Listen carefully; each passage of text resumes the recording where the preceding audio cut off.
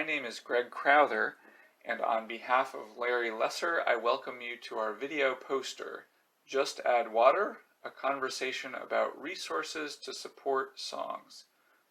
As a motivating anecdote for this presentation, we'd like to start with the 2017 Voices presentation of Kristen Chavis, a high school science teacher in Louisiana who turned to music to help her struggling biology students.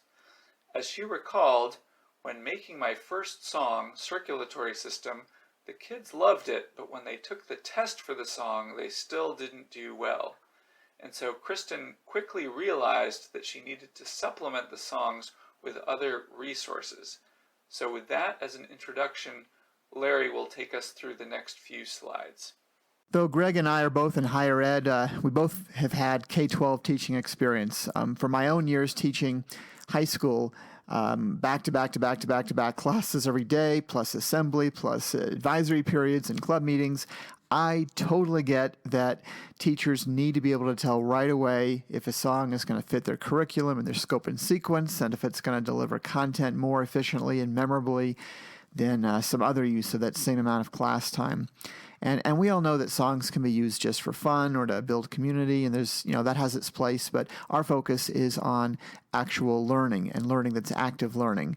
And so to do that, you have to have some more scaffolding and things spelled out more.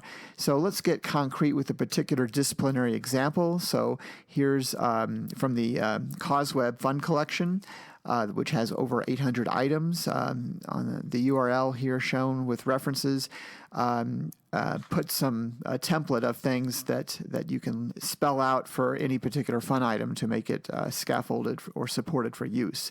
So specifying a learning objective that's aligned with curriculum documents. In statistics, the GAZE guidelines is probably the most common thing, but other things are possible too in other disciplines.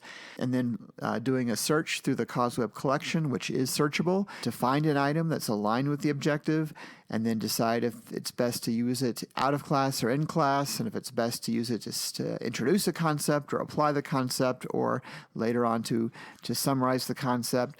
And to be more specific than that, we took a particular fun item, namely a 10-second song called What P-Value Means.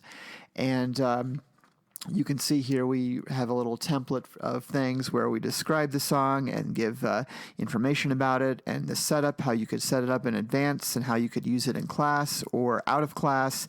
Things you could do is a follow-up and even a multiple choice assessment item.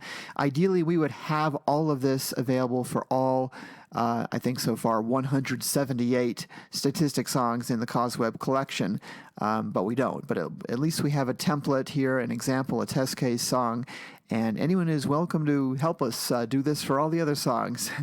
But at least it gives us an idea of things that might be helpful for a teacher to see.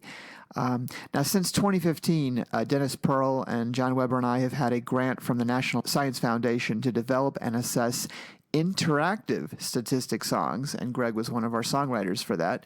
By interactive song, we mean that the students were solicited with prompts on the front end that they had to respond to, and then those inputs from that appeared in the song that they got to have played back.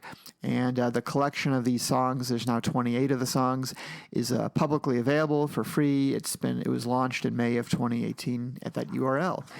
And so on the next slide, you can see that the Smile songs are supported with a lot of resources that we spell out what the learning objective is for each song. We give a reading aligned with that learning objective.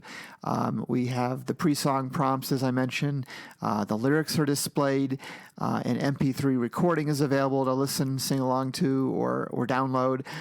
If the professor or students actually want to be the vocalist live, they can go into karaoke mode. There's sheet music for about half the songs if anyone wants to perform the song live on instruments. There's post-song assessments like multiple choice items. And then we're developing some further post-song activities or exploration, such as an online tool or app. And here's a screenshot you can see of the songs with the learning objectives written out and the buttons that can be clicked on. And then on the next slide, you see for a particular song, Help Me Make a Good Bar Graph. You can see at the bottom there's 5 buttons, and from left to right, Those stand for to play the song, to restart the song, to download the song, to switch between the composer version and the student-generated version, or to go into karaoke mode. And as you can see in the lyric display, the input keywords are indeed highlighted, so they stand out for the students. So these examples are just for, statistics song resources, but let's compare that with others in STEM more generally. And so for that, back to you, Greg. Thanks, Larry. My own approach to song resources is broadly similar to what Larry just showed for the CauseWeb and Smile songs.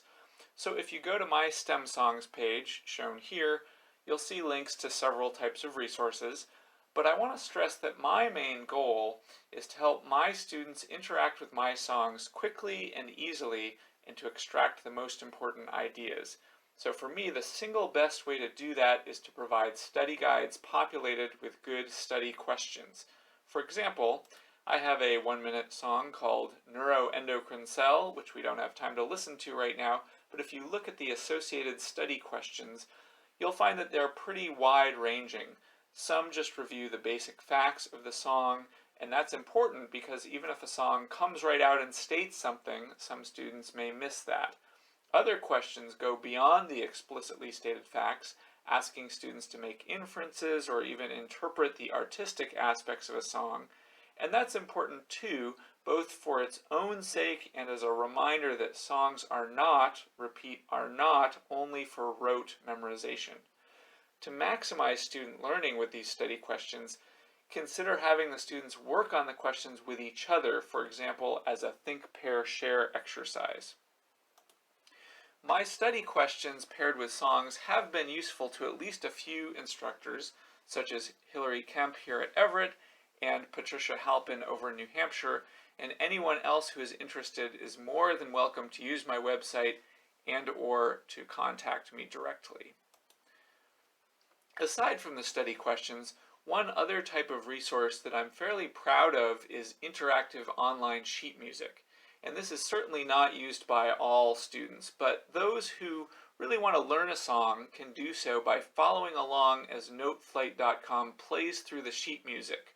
And I will now play you a short clip from the 2017 Voices poster that went over this in more detail.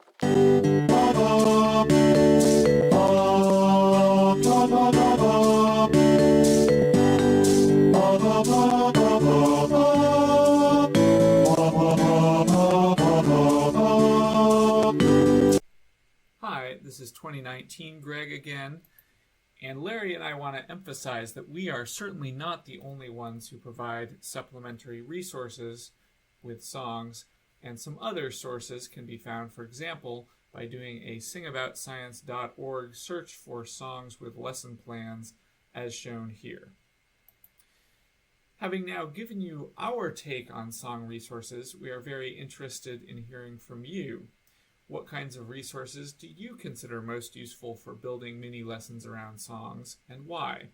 Your input may spur the development of such resources. And as we do this, though, we do need to think in terms of cost-benefit ratios. Because, for example, if everyone says that having cool music videos is important for engaging students, that would be useful input. But videos like this fantastic one from Tim Blay of Acapella Science do not come cheaply. So with that, we will sign off for now, but we look forward to hearing your comments and ideas. Thanks.